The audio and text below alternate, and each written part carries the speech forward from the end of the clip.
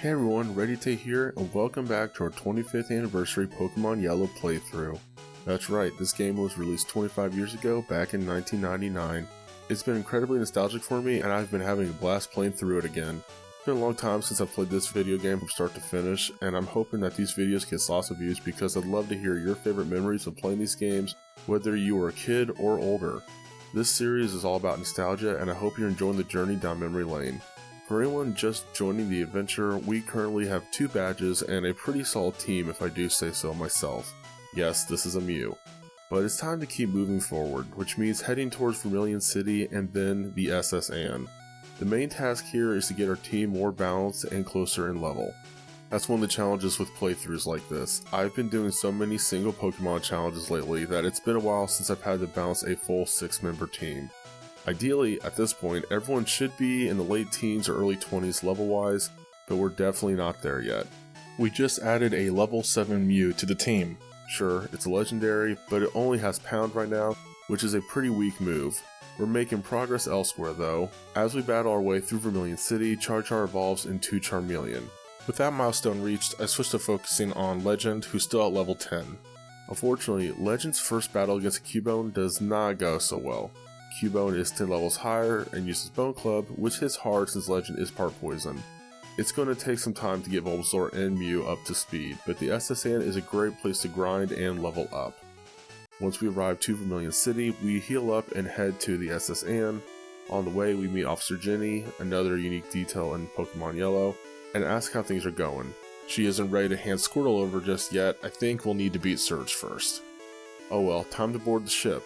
But this cruise quickly becomes anything but relaxing. Our team takes a serious beating from the battles on board, and we have to make several trips back to the Poké Center to heal. The plan is to switch train to share experience and help level up the weaker team members since they are nowhere near ready to handle some of these battles solo. Also, we're finding that we have a bit of a problem with fire types, especially the Growlithe's we've been facing.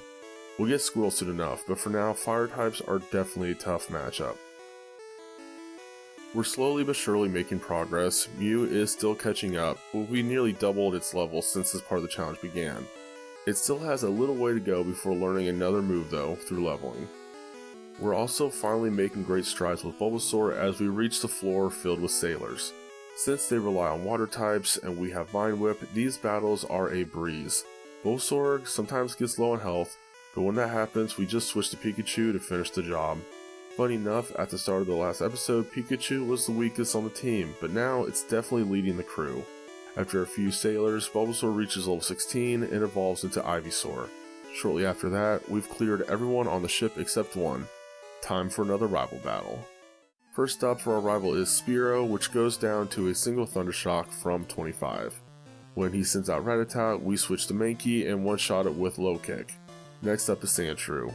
Legend may not have had the best luck with Cubone earlier, but now that it's evolved and has a level advantage, things are going different. Vine Whip deals a solid amount of damage and Sandshrew's scratch barely scratches us, so we take it out with a second Vine Whip. Now it's down to his last Pokemon Eevee. It's a classic starter versus starter rematch. We open up with Thunder Wave to paralyze Eevee and it responds with Tail Whip.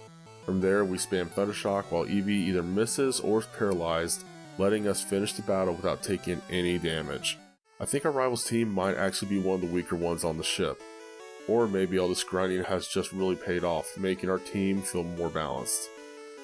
With the rival defeated, there's just one thing left to do before leaving the SS Anne for good. We help the seasick captain and he gives us the Cut H. Wait.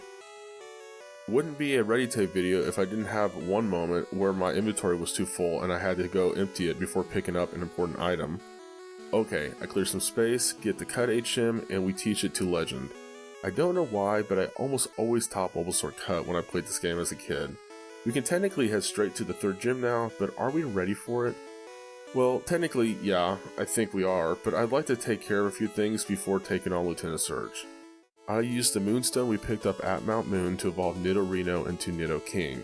Since Nidoking is part ground, it's immune to electric attacks. Now, all we need to do is teach it. Wait, Nidoking can't learn Dig? Huh. Could've sworn that it could. The only decent ground move it can learn is Earthquake, and with only 3 ground type attacks in the whole game, that is a very short list. Unfortunately, we're a long way from getting the Earthquake TM, so I guess we'll face Lieutenant Surge with just the immunity to his electric attacks. The trash can puzzle is a bit tedious this time around. I'm not sure they fixed the glitch that used to appear in red and blue, but this time the first switch is in the top left trash can. So we've got a 50-50 shot of finding the second one. Luckily, we guessed right the first time. Good thing too, since we've already checked every other trash can. Let's hope the battle with Lieutenant Surge is quicker than that challenge. Right out of the gate, Surge sends out his big gun, Raichu. Looks like he's not holding back. The Nidoking is doing great, with one attack quickly bringing Raichu to low health. Then I remembered something. In the TV show, Ash's Pikachu beat Lieutenant Surge's Raichu by using Quick Attack, which Raichu doesn't know. That battle emphasized Ash's Pikachu's choice to stay unevolved, and sticking with tradition, our Pikachu in this game won't evolve either. So let's give this a shot. Time for 25 to face Raichu. As soon as Pikachu hits the field, Raichu's Thunderbolt takes us down to nearly half health. Ouch, that hit harder than I expected. Quick Attack isn't doing as much damage as I hoped either. It's close with both electric rodents now in low red health, but here's where Quick Attack shines. Its priority lets us go first, giving us the final quick jab to take Raichu out. Wait, that's it? Lieutenant Surge only has one Pokemon in yellow? Huh, guess he does. Well, that was a faster battle than I expected. And a first try victory, but that's probably not surprising. Now let's go talk to Officer Jenny and see if she'll give us Squirtle. Finally, she hands over the little turtle, so we've now got all the original starters. We nicknamed Squirtle Shades as a tribute to the Squirtle Squad. Originally I planned to wrap up the episode here, but since the script's a little short, let's go ahead and make our way through Rock Tunnel. That might actually be better since the journey can take a while, and once we're through, the plot really starts to open up from there. On our way to Rock Tunnel, we focus on switch training Shades to get him caught up with the rest of the team. This action works out well since Shades has already evolved into Wartortle by the time we enter Rock Tunnel. Now, as everyone knows, it's pitch dark in here, and the game really nudges you to get the Flash HM. But if you know my challenges, I never bother with Flash, it's not useful in battles, and this is the only part of the game where it's even relevant. When I was younger, I used to get Flash, and worse, would teach it to Pikachu, which was wasting a valuable move slot. Not doing that this time. I did hear that if Pikachu knows an electric move, checking on it in Rock Tunnel would briefly light up the cave.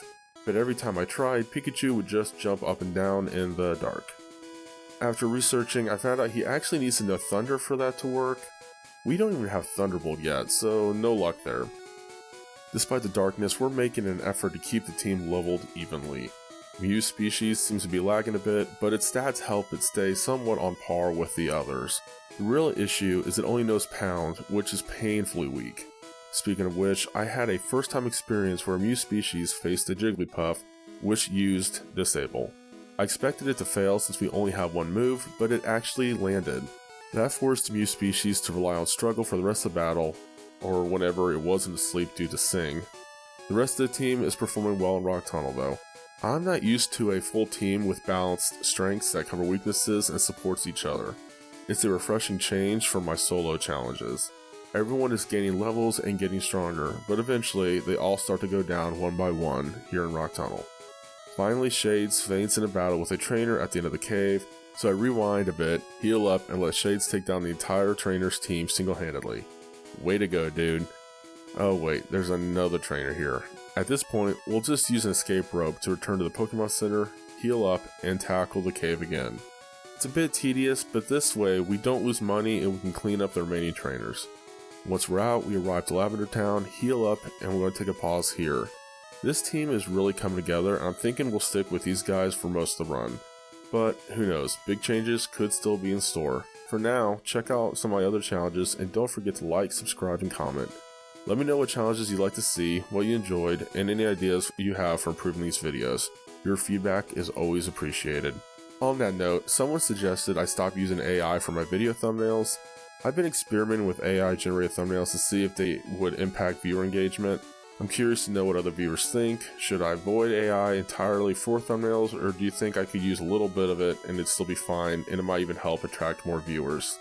I get that AI can have a negative reputation from a creative standpoint, but I think it can be helpful in small doses for creating content. Anyway, thanks for watching, and until next time, Geronimo.